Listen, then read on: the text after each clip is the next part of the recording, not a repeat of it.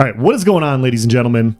How is it going? I am Is There No One Else? And in today's video, I wanted to talk to you guys about New World. I've been reached out by a bunch of people in the community. They've been asking me like, hey, are you going to go back to New World? I haven't seen New World content in a while. What is going on? And I've talked to them either on YouTube or on Discord, but I haven't really done a video. And so I kind of wanted to talk about that and talk about things that I'm seeing and my, hot take for what I think New World is attempting to do right now. So that's what this video is. We're gonna talk about New World. We're gonna talk about my perspective and just kind of have a conversation.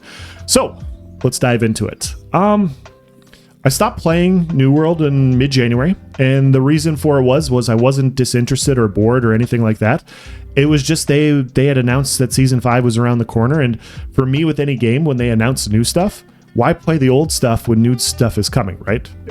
Like, I want to play the new stuff. And so I took that time. Elden Ring had gone on sale. I had promised people in the past that I was going to play Elden Ring, and it was the perfect opportunity to take a break from New World, play a different game, get it done, and then get ready for Season 5. And so that's what I did. And so I was just like, okay, when Season 5 comes around, I'm going to play New World. And Season 5 hasn't come yet. It got delayed quite bigly. And so there's no announcements. If you've been following the New World content creation space, there's no timetable for anything really big. They said there's going to be no paid DLC this year, which isn't necessarily a bad thing, but the big announcement they're supposed to have is in June. And so we're kind of in this 3-month lull period where we don't know when Season 5 is happening. We don't know when these new artifacts are coming in. And we also don't know what the content is going to be. And frankly, for a lot of veteran players, I talked about this before, but your veteran player loop currently in New World just isn't very immersive. There's not a ton of things to do. And so they've made this battle pass roadmap to where you play stuff, you enjoy it, and then when you kind of get bored with it, you wait until they come out with more stuff. And frankly, we're in this point where we're just waiting for them to come out with more stuff to play.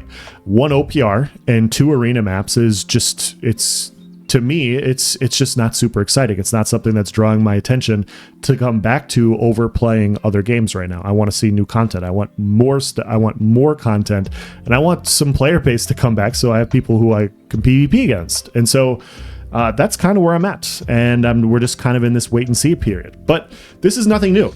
I talked about this a couple years ago when I did my new player experience for New World. I talked about then how the main story questline isn't very good. And I talked about how there's a reason I'm bringing this up right now, guys, but we'll get to it. But their main story questline wasn't very good. And I think it's very important for a game to have a good main story questline because you need to have a large player pool, a beginner player pool enjoying your game. The more players that are enjoying your game from an initial perspective means that more players cultivate and develop into endgame veteran players. And so it makes more money for a gaming studio in the long run to have a very good experience for new players, for players to come and enjoy it, hang around long enough, enjoy things, play, maybe eventually move on to the veteran player loop. And while you're still in the game, maybe participate in the cash shop and make money there. And so I think their main story questline has been a huge problem. And I've talked about it quite a bit. Questlines aren't something I'm super interested in, but when they suck, it's not as much fun. And so it was very grindy for me to get through the game in order to get to the veteran player loop, which I really, truly enjoy. And we've seen that New World kind of agrees with that perspective. They just finished redoing the main story questline this last year, like a month ago. And so they've been working on overhauling the main story questline because I think they see the exact same thing that I did. Their introduction to get players into the game just wasn't very good. And so they've been working on that. And yeah, I know there's a lot of doom and gloomers out there that believe that, they're done making content for this game. And I don't believe that to be the case. I think the game's too early in its process for them to just kill it entirely. I think what they're doing, and we've seen that they're doing controller compatibility and all this stuff. I think they're gearing up for a console release, and I have no proof. This is just my vibes-based analysis, I guess. But I think they're gearing up for a console release. And if you were making a game and you were deciding what you were trying to do, and you wanted to say, hey, like, we're basically releasing this game to a bunch of new players that haven't experienced it before, what can we learn from our mistakes?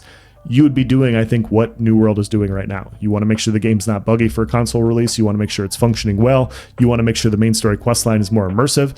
A lot of the content now for new players coming in, this is the way, like, where the New World is right now is where it should have released back in 2021.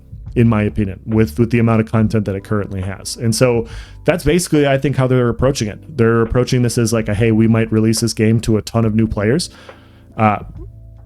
We need to get this right. We need to have the new player experience be fun. We need to retain as many players as possible.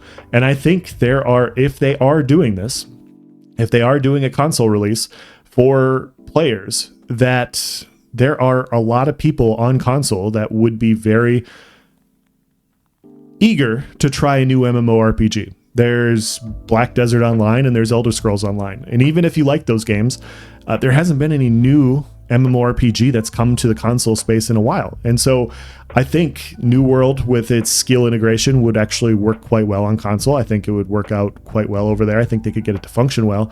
And if they got the performance there to be good, it would automatically jump to one of it would probably be, in my opinion, be the best MMORPG on console. And so I think this makes a lot of sense. I think it makes a lot of sense, but that leaves all of us veteran players just stuck here with our hands in our pants, wondering what's going to happen next.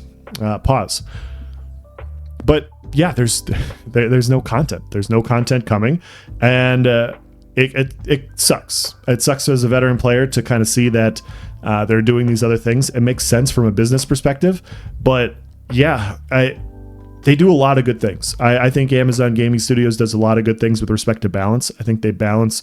I think they approach overpowered things in their game quite well, and they make adjustments rather quickly overall, especially relative to other games. But they were just put in a hole from the release that they had. They're put in a big hole. The game didn't release properly.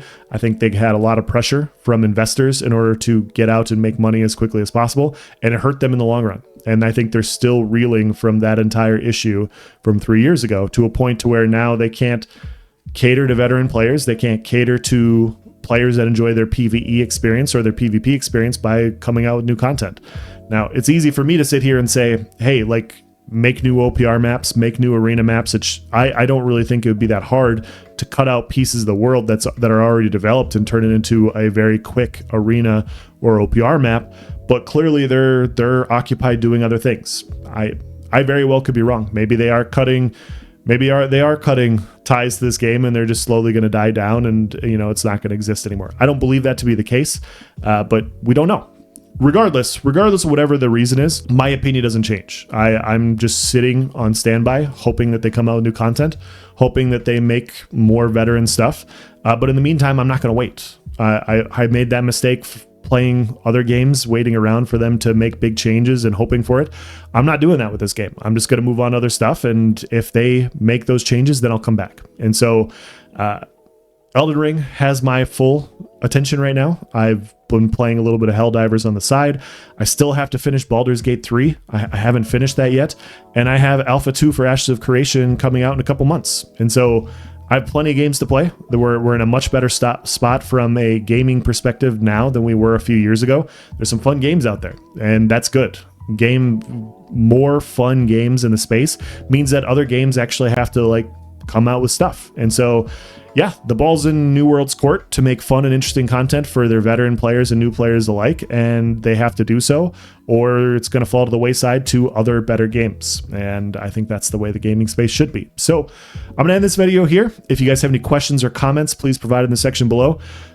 I want to come back, but I want to see some new stuff first. Let me know what you guys think. Thank you for watching, guys. Have a nice day.